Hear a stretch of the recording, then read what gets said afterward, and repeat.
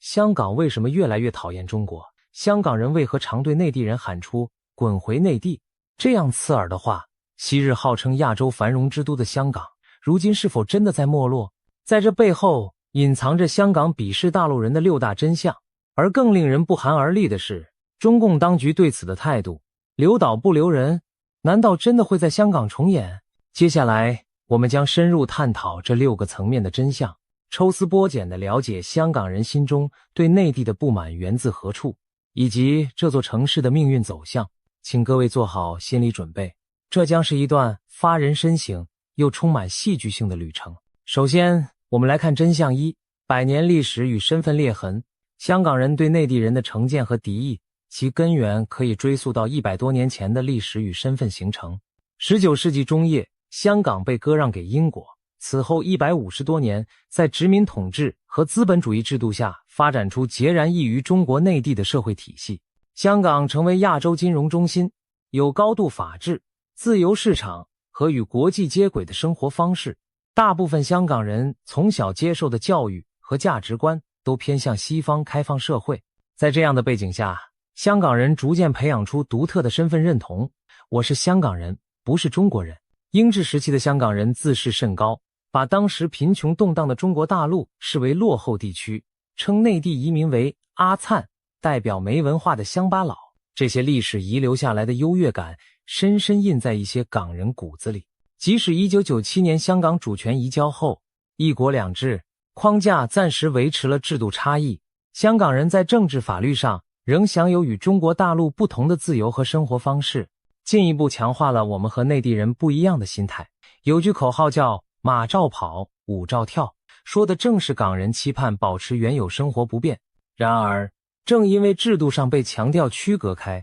香港人与内地人这2个身份标签从一开始就对立地存在。可以说，一国两制原本的出发点就是区分彼此。当北京承诺50年不变时，潜台词其实是香港将继续不同于内地身份上的裂痕，自此成为现实。然而，历史的讽刺在于，中国大陆经济30年来突飞猛进，国力日盛，香港的条件优势相对缩小。真相2：优越感消失与文化冲击。当内地崛起后，香港人长久以来的优越感受到前所未有的挑战。过去香港经济远胜内地，但进入21世纪第2个10年，深圳、上海等城市经济总量直逼甚至超越香港，内地土豪开始在国际上挥金如土。香港人发现以往眼中的边陲落后大陆竟变得富裕强势，这种地缘政治格局的颠倒带来巨大心态落差。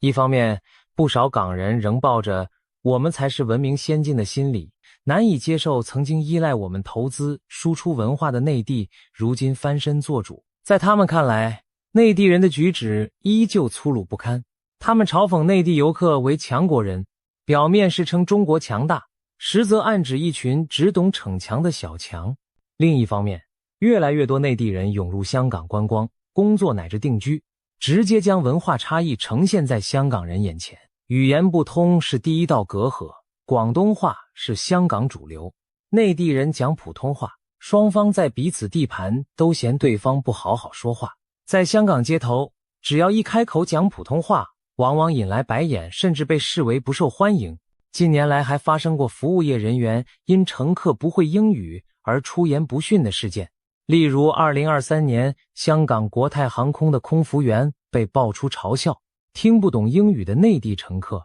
直接在机舱内说不会讲英文就没有毛毯，还用广东话挖苦去谛听无名人话。此事一出，轰动两地，引发内地网友群情激愤，批评香港服务业歧视讲普通话的中国人。国泰最终开除了涉事空姐并道歉，但事件更坐实了内地人心中香港人瞧不起我们的印象。对香港人而言，国语、普通话代表的是中共体制和外来文化压力，他们抗拒甚至厌恶在公共空间听到太多普通话。有香港学生在校园看到宣传简体字或推广普通话的海报，直接贴出标语讲尼杜凯语言，反大陆讲普通话，意思是叫内地生滚回去。2017年，香港中文大学还发生过撕海报风波，内地学生撕掉宣传港独的告示，结果本地学生怒骂对方，支那人滚回支那。可以想见，语言文字和文化习惯的差异令双方日常相处充满摩擦。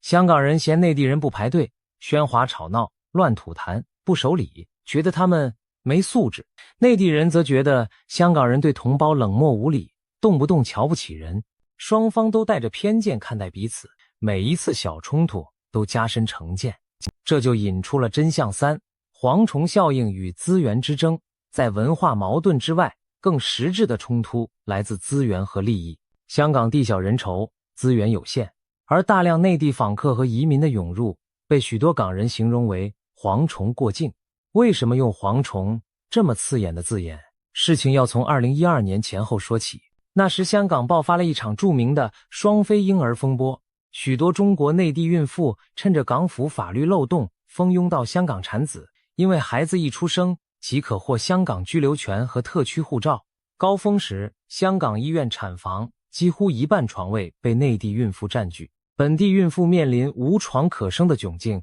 香港人为此愤怒不已，认为内地人在霸占我们的医疗资源。更雪上加霜的是，这些为了给孩子拿身份而来的双非产妇，有的生完就抛下欠费，造成公立医院财政负担，也被港人痛斥为生完即走，让香港埋单。终于，舆论压力下，港府在2013年起禁止双非孕妇来港分娩。但这场风波已经种下香港社会对内地人的强烈不满。蝗虫广告就是在这背景下诞生的。同样是2012年，一群香港网民自发筹钱，在报纸刊登了一则惊人的广告。画面上，一只巨大的绿色蝗虫俯视着香港维多利亚港，旁边写着香港人忍够了。广告列举多条控诉：因为明白你们奶粉有毒，所以容忍你们来抢购奶粉；因为明白你们没有自由，所以让你们来自由行；因为明白你们教育落后，所以分享学位给你们。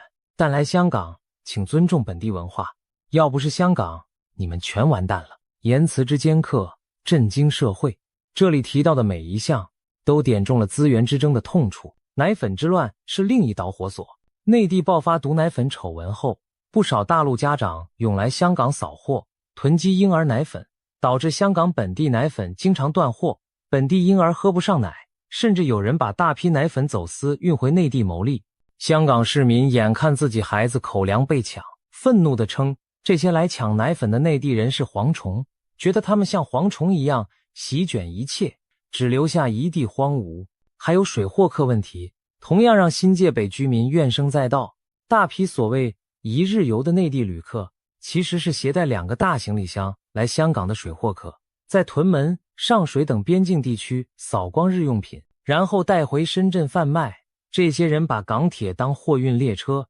常常堵塞月台，车厢堆满大包小包，严重扰乱了当地居民的日常生活。买东西要排长队，街道被推车占据。港人戏称自己的社区被解放军后勤补给队占领。讽刺的是，当地小商户短期从水货客身上赚了钱，但长远看，本地人连奶粉药品都难以买到，只好怨声载道。为了对抗水货客，2015年前后出现多起驱蝗示威，示威者高举蝗虫滚回去的标语，在旺角、沙田、屯门等区围堵内地旅客，高喊中国人滚回中国，甚至用粗话辱骂带小孩的内地游客，造成社会震动。警方多次逮捕过激示威者，但这些冲突画面传到内地网络上，让大陆网民大为恶化对香港的观感。有内地人开始反问，我们花钱去香港旅游，却被当成蟑螂一样轰赶，这还是哪门子国际都市？一时间，两地民意对立更深。除了奶粉和医疗资源，房屋与福利资源的矛盾也不容忽视。香港房价奇贵无比，年轻人买房极其困难，而香港楼市在2010年代涌入大量内地热钱炒作，高价豪宅经常被内地富豪购下。传闻内地权贵来港买豪宅，只为让孩子上国际学校或纯粹资产转移，这让香港夹心阶层感到绝望，认为红色资本推高楼价，让自己更买不起房，甚至连日常的社会福利都引发所谓蝗虫与糖税之争。一些新移居香港的内地人士被质疑没在港纳税，却来领取综合社会援助金，加重香港福利负担。总之，在资源分配上，香港人产生一种强烈的不公平感。我们的饼就这么大，你们一下子涌进来抢资源，我们本地人怎么活？这种零和心态持续发酵，使港人 vs 大陆人冲突从文化层面升级到民生层面。很多香港市民开始主张本土优先，认为需要保护本土利益不被中国人侵蚀。从抵制双非婴儿到限奶令，一系列政策应运而生。在压力下，内地赴港自由行政策也有所调整，例如不再无限制增开自由行城市。然而，经济融合的大势很难倒转，访港内地人数在高峰后略有下滑，仍旧庞大。港人心中的蝗虫阴影并未散去。如果说前面几点还主要关乎生活与文化，那更深层次的矛盾就是政治价值观上的对立，也就是真相4：民主渴求与专制压力。香港人讨厌中国，很多时候指的其实是讨厌中国共产党的统治和内地的政治制度。在1997年前，港人就担心一国两制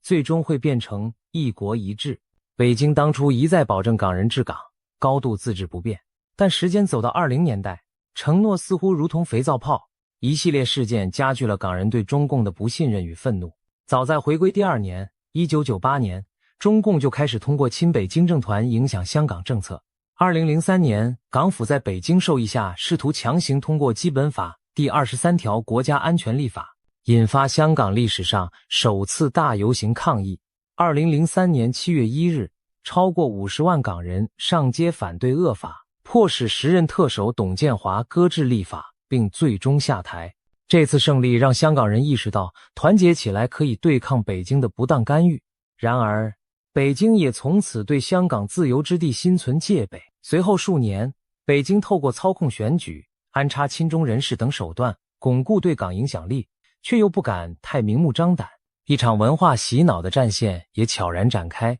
例如2012年，港府在北京压力下推行所谓德育及国民教育科，课本被批内容近乎歌颂共产党，贬低民主价值。这计划一出，立即激起学生和家长强烈反弹，学生们发起绝食、静坐抗议，15万人包围政府总部，高呼反对洗脑教育。最终，港府不得不撤回该课程。此时距离回归仅15年不到，北京已被港人视作想侵蚀他们自由思想的黑手。更大的风暴在后头。2014年，香港爆发举世瞩目的雨伞运动，起因是北京全盘否决了香港真普选的诉求，只允许所谓筛选后的特首普选。换言之，候选人要由北京点头才能参选。香港年轻一代感到前途被断送，决定以公民抗命的方式争取民主。他们撑起雨伞，抵挡警方的胡椒喷雾，占领金钟、旺角等地长达79日，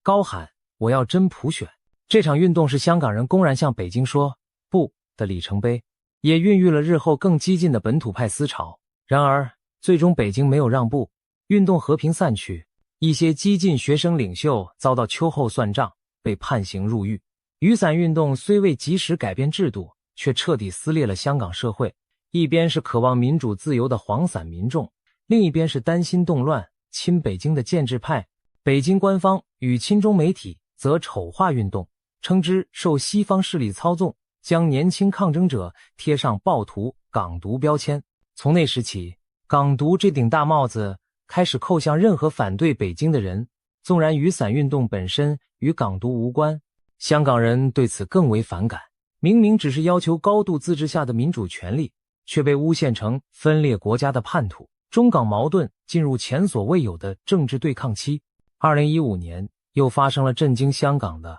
铜锣湾书店事件，几位在港经营政治书店的人士离奇失踪，后被证实是被中国公安越境绑架到内地。这明显践踏了一国两制和香港法治，告诉香港人，只要中共想抓你，在香港也不安全。这起事件令许多温和港人也开始警觉。北京的长臂已伸进香港，恐惧和怒火在积累，终于在2019年迎来大爆发。这一年，港府在北京授意下企图修订逃犯条例，容许将嫌犯引渡到中国受审。广大市民担忧此举等于打开任意移送门，连在香港的人都可能被送中受不公审判。数百万人走上街头，举起反送中旗帜，爆发了回归以来最大规模的抗争。从6月到12月，香港陷入持续不断的示威、警民冲突。年轻示威者的口号从反送中逐渐转为光复香港、时代革命，诉求也从撤回条例上升为真正的普选、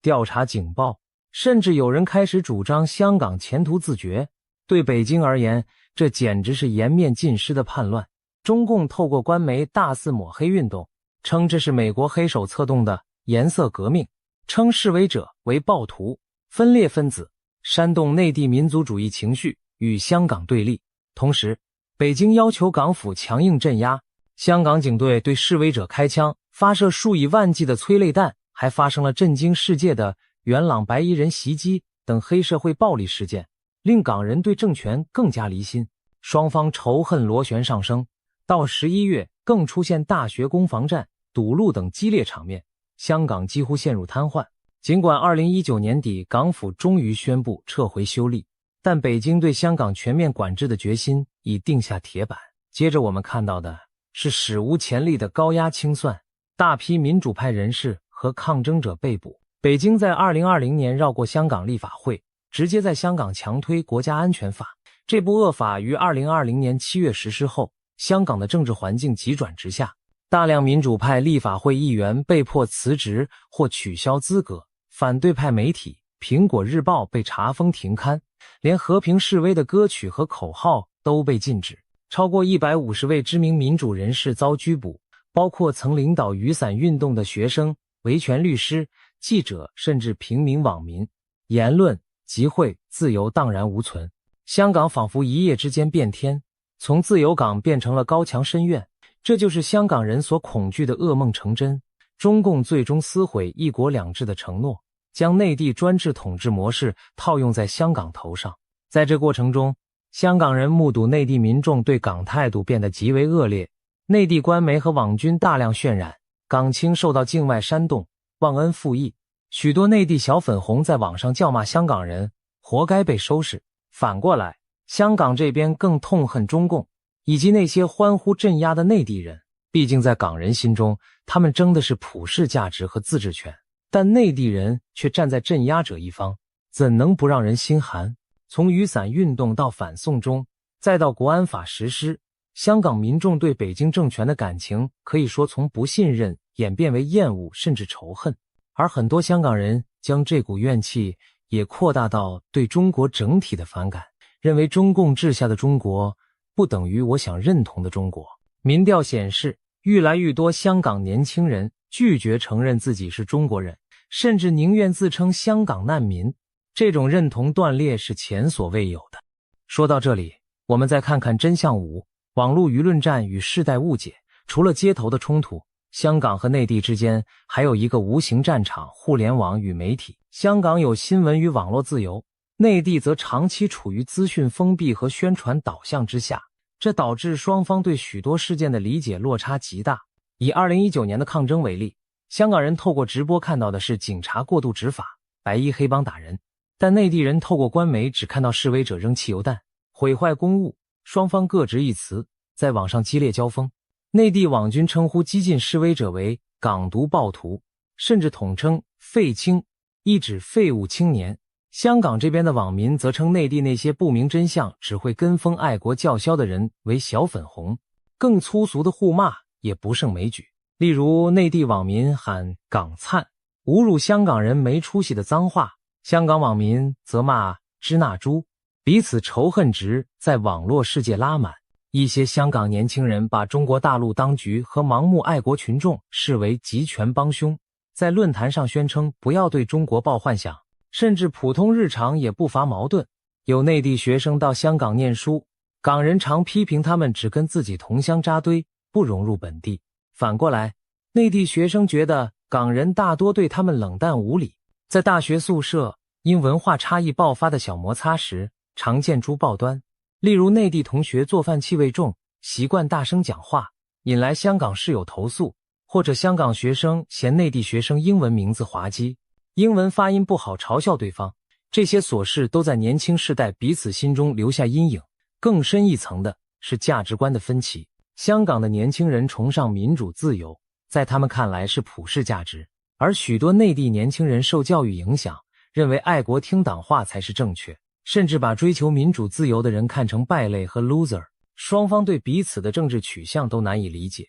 仿佛活在平行时空。曾有学者形容，中国内地宣传下年轻人的认知，就像清朝末年嘲笑主张变法的人是科举落地的无赖一样，可见沟通之困难。在网络上，香港网民热议的是真相、警报、自治，而内地舆论场则充斥着维稳领土、阴谋论，根本没有对话基础。当内地整个互联网空间都在高喊支持香港镇压暴乱时，香港人只能上国际社交媒体求关注，一边墙内一边墙外，信息壁垒导致彼此妖魔化愈演愈烈。香港一些激进的意见领袖甚至公开呼吁，与其对中国期盼，不如蓝潮同归于尽，宁愿玉石俱焚，也不向强权屈服。言下之意是希望西方制裁中国，让香港和中国经济一起沉沦，也算报复中共对港所为。这种玉石俱焚论在内地看来无异于疯狂，